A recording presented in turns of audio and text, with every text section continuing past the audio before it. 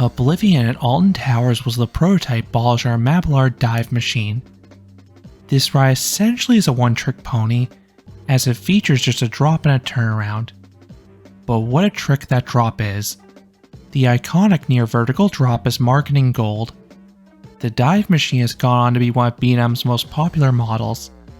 The newer versions have featured more expansive layouts, but none have been able to match Oblivion's drop.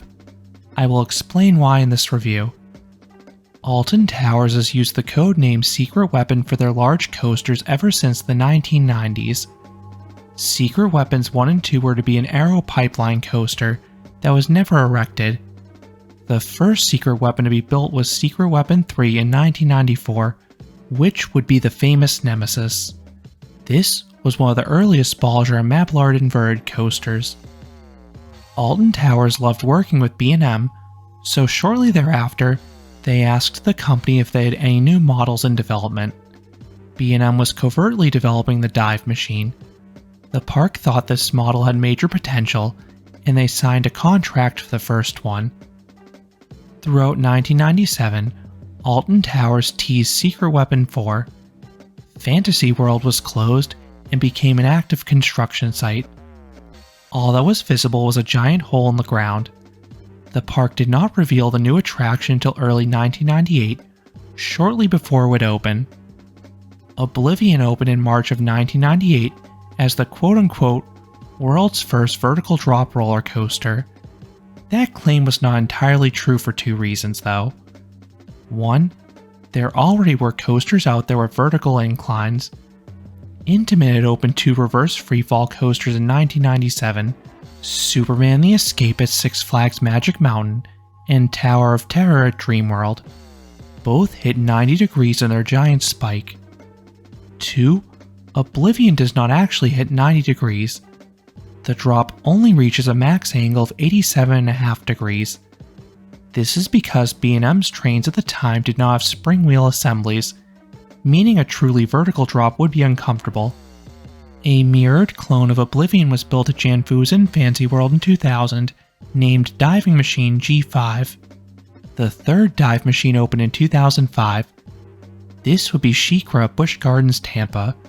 This one actually featured a true vertical drop, which was used in live coasters built over the next 15 years. From 2022 onwards, B&M has been incorporating beyond vertical drops into the model. But back to Oblivion. While the drop technically was not 90 degrees, it certainly looked as if it were, so I get why it was marketed that way. And I believe it did claim the record for the steepest drop in a full-circuit roller coaster at opening, surpassing the 85-degree angles seen in a few of the Togo Ultra Twisters. Dive coasters are one of the most visually stunning coasters out there. The vertical drops will be eye-catching on their own, but they're extra special because of the holding brakes. This dangles the vehicle on the edge of the incline for a few seconds, building major suspense. It is an absolute riot watching the faces of terrified riders. Oblivion's drop is extra special because it plunges into a mist-filled underground tunnel. The train seemingly disappears from sight. This is undeniably cool, but it was built out of necessity. If you're unaware, Alton Towers has very strict ordinances from the town. They most notably cannot build above the tree line, so they had to get really creative with Oblivion to build the sizable drop that dive coasters are known for. The ride stands just 65 feet, or 20 meters tall, making it the shortest dive coaster by far. But that tunnel goes far deeper than you may expect. Most underground tunnels and coasters go just one story deep. Oblivion's tunnel goes a whopping 115 feet, or 35 meters below ground level. I suspect that may be a record for any roller coaster. This allows the ride to feature an impressive 180-foot, or 55-meter tall drop. Beyond that drop, the coaster is also themed. Oblivion's opening coincided with a new themed area known as X Sector. This was designed as a dark government facility, so this coaster is themed as an ominous research base. The queue passes one or two pieces of equipment. Then the station has an industrial look to it. and they play a brooding promo video on repeat there. It really gets you amped up for your ride. There is no way out. There is no happy ending to this story. Welcome to the unknown. Welcome to eternal darkness. Welcome to Oblivion. While this ride certainly is popular, it is capable of very high throughputs. The ride has 7 trains. I believe it usually operates with 4 or 5. The trains have just 2 rows, but each row is 8 passengers wide, so they can seat up to 16 riders. Oblivion has a dual load platform, and it is programmed to dispatch trains in tandem. Combined with the ride's really short cycle time, it can churn through guests if it has an efficient crew. So the wait is usually less than the park's other major coasters. Most times I've been at Alton Towers, the queue is less than 15 or 20 minutes for most of the day.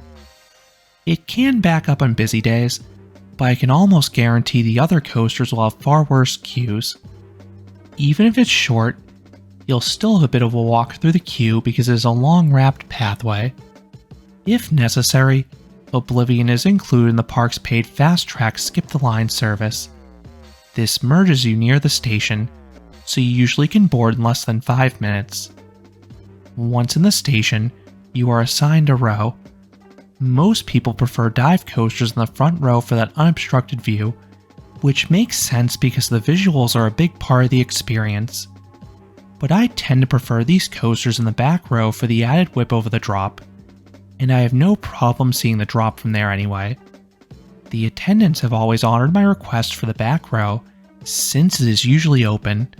I am not sure if they'll let you wait for the front row if it's already filled though. Unlike the newer dive coasters, the trains on this one have floors, but it doesn't radically change the ride experience too much in my opinion. Then riders are secured by hard over-the-shoulder restraints, similar to what you find on the older B&M coasters. These are comfortable enough, especially because the coaster is super smooth. These are ratcheting restraints, which has an advantage if you want to maximize your airtime. There is a gap in between the locking levels, meaning you can get some space in between you and your restraint, depending on your body. Compare that to the vest restraints on the newer dive coasters that use hydraulics. These can lock at any level, so they can fit the rider much more snugly. Once checked, 2 trains are dispatched. You roll forwards and then ascend the lift hill. It is super steep, so combined with a shorter stature, you're at the top quite quickly. At the top, you get a great view of the castle in front of you. You then have a slow turn left towards X Sector. You stare out towards the trees and Smiler, but most people can only focus on the imminent plunge. The anticipation is incredible and hits a crescendo on the holding brake. This little chain dog slowly pulls you over the edge. You then pause. You see a futuristic machine in front of you, but of course, you cannot help but notice the ominous dark void beneath you. The track disappears into a misty oblivion. Originally, there was an audio recording warning you not to look down, but inevitably, everyone did. You also used to be held over the edge for 4 to 5 seconds. However, these 2 things were modified after a lawsuit in 2004. Local residents complained about excessive screaming from Oblivion specifically, so the park made 2 changes. 1, the audio recording ceased. The warning "Don't look down" can still be seen as a painting on the pathway in front of the drop though. 2, and more impactful in my opinion, the train is now held for a fraction of the time. Usually you are held for no more than 1 second. This is much shorter than the other dive coasters, so you have less time to appreciate the view, and it also makes it easier to anticipate when the plunge will start. That being said, the drop is still epic. It is one of the best drops out there. It offers great floater airtime the whole way down. You levitate out of your seat in all rows, but I think it's a tad bit stronger in the back row. Not only that, the plunge also induces a free fall sensation.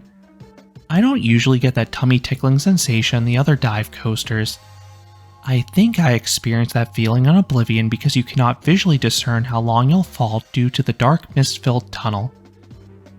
This presentation is why I think it's easily the best drop of any dive coaster. The pull-out then blasts riders with strong positive Gs, which beautifully juxtaposes the prior negative Gs.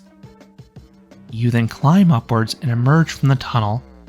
This leads directly into a wide turnaround. It is decently fast and fluid, but it is devoid of any forces. You then gently rise upwards into the brakes, getting no airtime, and that is it. The experience is over in the blink of an eye. Oblivion is just 1,222 feet, or 373 meters of track. Even crazier, drop to brakes, Oblivion takes roughly 12 seconds. Few coasters have less prime ride time.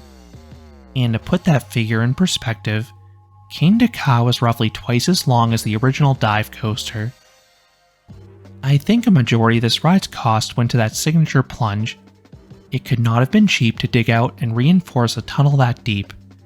I also know it does not have a ton of speed after it climbs out of the tunnel, but I still would have loved to see a bunny hill and or a slow barrel roll like the newer dive coasters. That would have been a more satisfying finale. So what would I rate Oblivion? I would give this coaster a 7 out of 10. This is a good dive machine. Is it a one-trick pony? Undeniably yes, but that trick is special. The near vertical plunge is super theatric with the dark tunnel and mist. Then the large drop also delivers plentiful floater airtime. Sure, the coaster does nothing else, but that drop alone makes it memorable.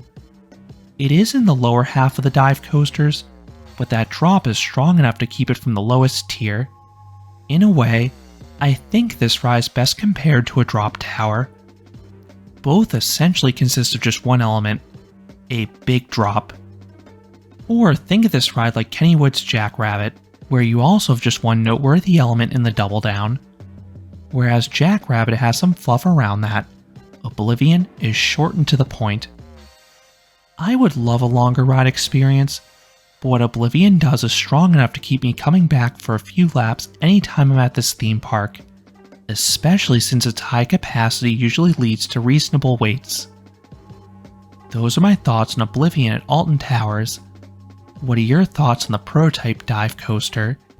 Do you love the drop as much as me? Let me know down in the comments.